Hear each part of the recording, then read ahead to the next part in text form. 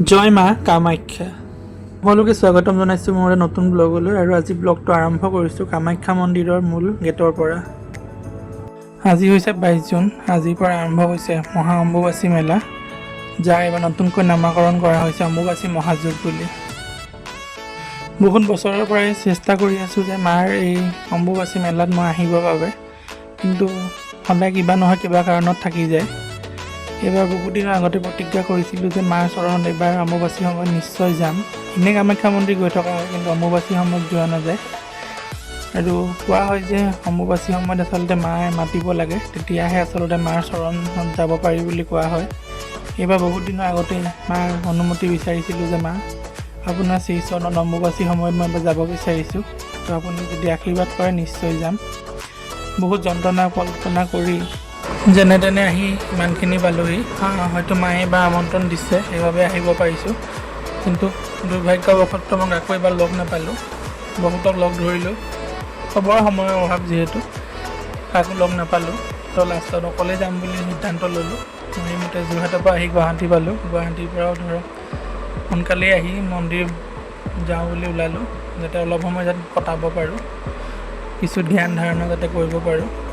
আমি তান্ত্ৰিক নহয়, হ'লেও যি জানো ধ্যানৰ বিষয়ে, তো অলপমান ধ্যান কৰিম বুলি ওলাইছোঁ। আৰু যিহেতু আজি 2:55 পৰা সেই অম্বুবাচী আৰম্ভ হ'ব, তো সেইবাবে মই যথেষ্ট সোনকালেই আহিছোঁ।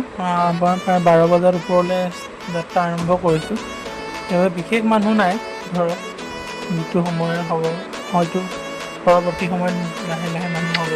কিন্তু এটা কথা, কিন্তু যিহেতু আমি সোনকালে ওপৰলৈ উঠিছিলোঁ, আমাৰ লগত যিখিনি আগে পিছে যিখিনি গৈ আছে সকলো সোনকালে যিহেতু উঠিছে ওপৰলৈ, আমাক সকলোকে মানে চেণ্ডেল পিন্ধি যাবলৈ ওপৰলৈ এলাও কৰিছিলে।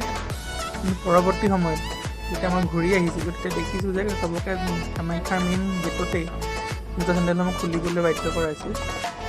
তো ভাবি চাওক, এই গোটেই পাহাৰটো সুদা ভৰি উঠিবৰ কাৰণে কিমান কষ্ট হৈছে। আৰু চৰকাৰৰ ফালৰ পৰা কোৱা হৈছিল যে কাৰ্পেট পাৰিব বুলি, কিন্তু মই অহা পৰ্যন্ত জেগাই জেগাই কাৰ্পেট পাৰিছে, কিন্তু চব জেগাত হোৱা নাছিলে।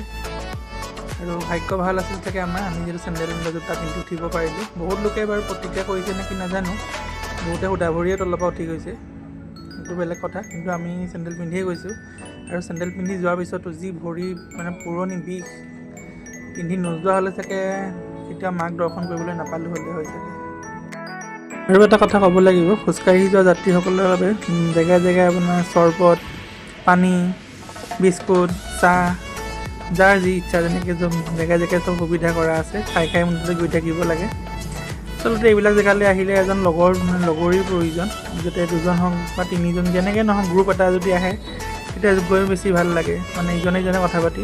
আৰু যিহেতু মই গৈছোঁ আগতে, মই অকলেহে আহিলোঁ, হ'লেও অকলে যদি গৈ আছোঁ আৰু কাকো লগো পোৱা নাই, 2-এজন অচিনাকি মানুহৰ লগতে কথা পাতি গৈ আছোঁ।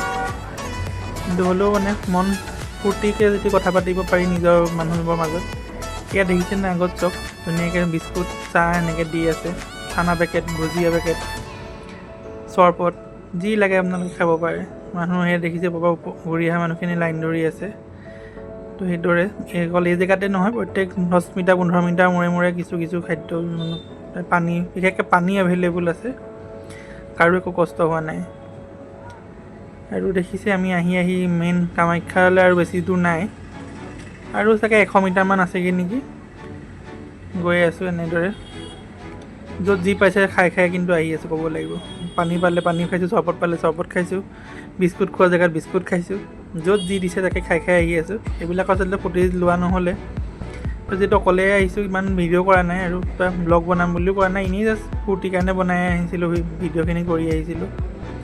কিন্তু এইখিনিতে এটা ডাঙৰ কথা হ'ল আমাৰ কাৰণে, যিহেতু এই মেইন ৰাস্তাটো দেখিছে, এই মেইন ৰোডটো যদি আমি চিধা গ'লোঁ হ'লে হয়, আৰু 100 মিটাৰমান গ'লে কামাখ্যা মন্দিৰ পালোঁ হ'লে হয়। এইখিনিৰ পৰা পথটো ডাইভাৰশ্যন কৰি দিলে পাণ্ডু হৈ যাব পাৰে বুলি ক'লে, চমু বুলিয়ে ক'লে। কিন্তু সময়ত গম পালোঁ যে এই পথটো প্ৰায় 1.5 কিলোমিটাৰমান বেছি দীঘল হয়। আৰু আমি যিহেতু পাহাৰৰ ওপৰলৈ উঠি আহিছিলোঁ, এতিয়া আমি ক্ৰমান্বয়ে তললৈ গৈ থাকিম।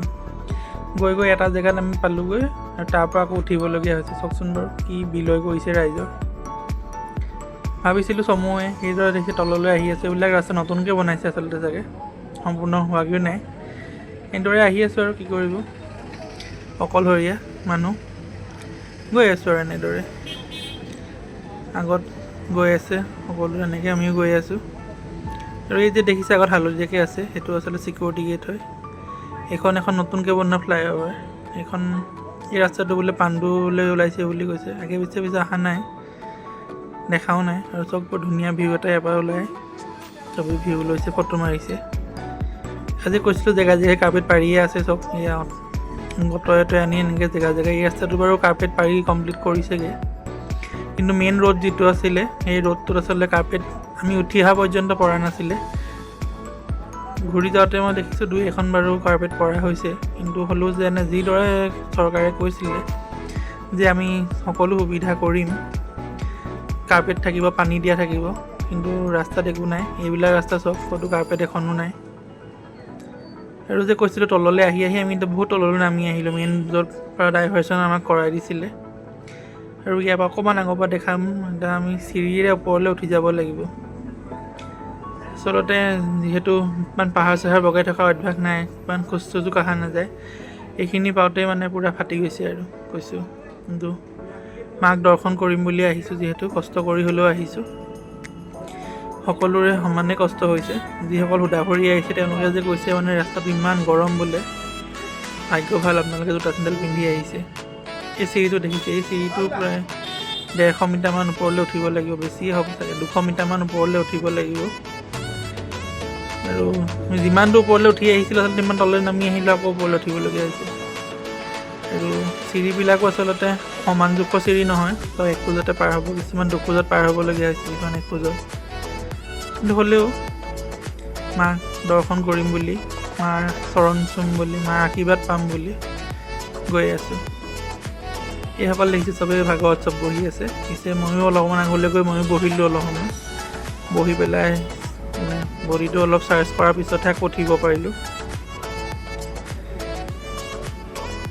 সকলো মানুহৰে আচলতে কষ্ট হৈছে বাৰু, কিন্তু মেইন ৰোডটোৱে উঠি পেলাই এইফালে নামিবলৈ দিয়া হ'লে চাগে বেছি সুবিধা হ'লহেঁতেন নেকি বুলি মই ভাবোঁ। আৰু কিন্তু চাগে মেনেজমেণ্টে যি ভাবিছে ভালেই ভাবিছে, কাৰণ তেওঁলোকে কিছু চিন্তা চৰ্চা কৰিয়েই এইফালে উঠিবলৈ দিছে।